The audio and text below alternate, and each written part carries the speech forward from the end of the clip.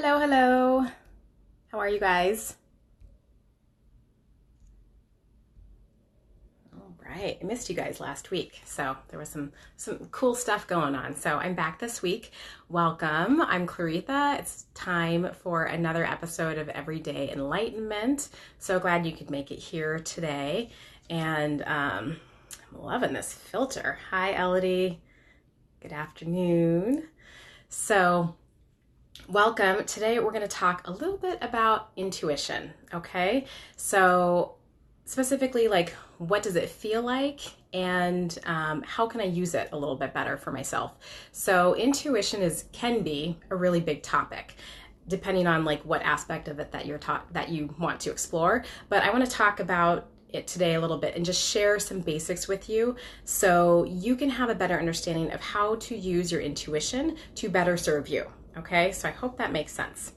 Oh great, yay, I'm glad you love it. We're gonna be talking more about it. So intuition basically is the ability to gain knowledge without conscious reasoning. So it's the ability to gain knowledge without learning in like in the traditional senses that we talk about learning, okay? So some say it bridges the gap between the conscious and the unconscious. So it's a different style of learning.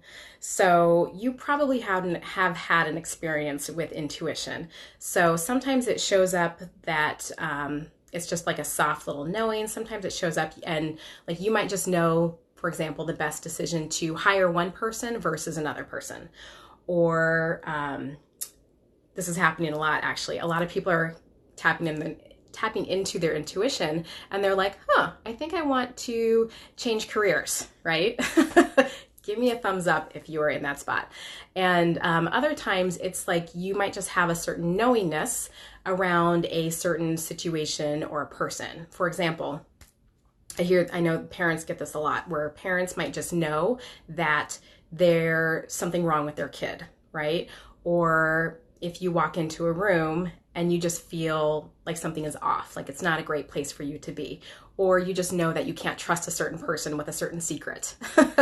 Or this happens a lot too, like your phone rings and you know who's calling before you even pick up your phone to look to see who's there, right? Sound familiar? So this is what intuition feels like. And thanks for the hearts, you guys. So things that you might say just kind of like dismissively when you actually are tapping into your intuition, but you might just sort of like dismiss it like, oh, I was just kind of like following my heart, or I was just had this gut feeling, or I was in the zone, or, just I had a sixth sense about it. So that's true. These are all things that we say when we kind of dismiss our intuition, but instead of being dismissive about it, you should really pay attention to those things, right?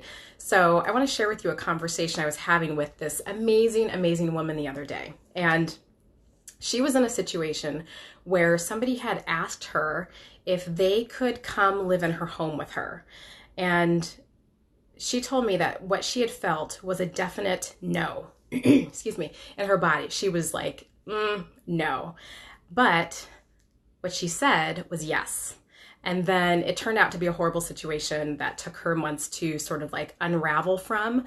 But she was talking about it to me, and she was like, I was very aware of what my body was feeling. And she was saying that the no for her, and for a lot of people too, when you're faced with a situation or a conversation where it is a yes or no question, a no in your body can feel very contracted. You kind of have this like this inward sort of energy moving through you, versus a yes. A yes typically feels more expansive and more elevating and more opening. And sometimes there's an I don't know, because that exists too, but we're not talking about that. We're talking about the yes and the no. So anyway, I wanted to remind you guys of 2 ways to help you tap into your intuition. And so, because intuition is like any other skill or any other type of training that we do, it takes practice, right? It takes practice. So be patient with yourself. So the first tip to help remind you how to tap into your intuition and pay attention to it is to just slow down. And I know I say this a lot on these lives, but just like slowing down, because physically and mentally, we're always kind of like, we've always got our things to do and things to get through, and we're, paying attention to multiple things. We are multitasking way too much, in my opinion. But our bodies are amazing machines. Our bodies are these amazing receiving machines because we are always receiving and processing information subconsciously and consciously, even though we may not be aware of it. So there's all this information that we are getting and we are processing all the time. So slow down is step one. Step two is to pay attention to your body. And those things they work together. And this is because intuition speaks to us through our body. It speaks to us through the sensations that we experience. So whether it is a pain, an ache, a feeling of tingling, a just sort of like happy feeling, those are all very, very subtle messages that our body is sending us from something. But in order to understand what those messages mean, we really have to sort of like get quiet and tap into it.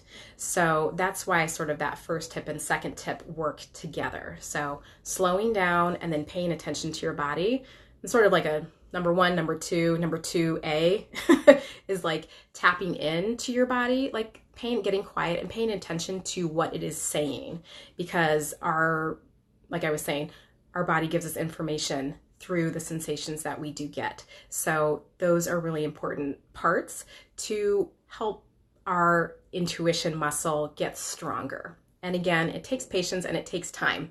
So I hope you guys, oh, hey, Cassie. I hope you guys found this helpful today. If you just hopped on, go back and watch. I'm talking about intuition and how you can use it a little bit better to help you. So I'm curious, are you guys using your intuition? Yes or no? Practicing, practice. Got to practice every day. And so let me know below how you use your intuition, if it's talking to you or if you're just kind of like blowing through those signals and not really paying attention, because that happens a lot too. And that's okay. But, we're all learning. So I hope you guys have a really, really great week. And I will see you next week for another episode of Everyday Enlightenment at 11:11. Bye.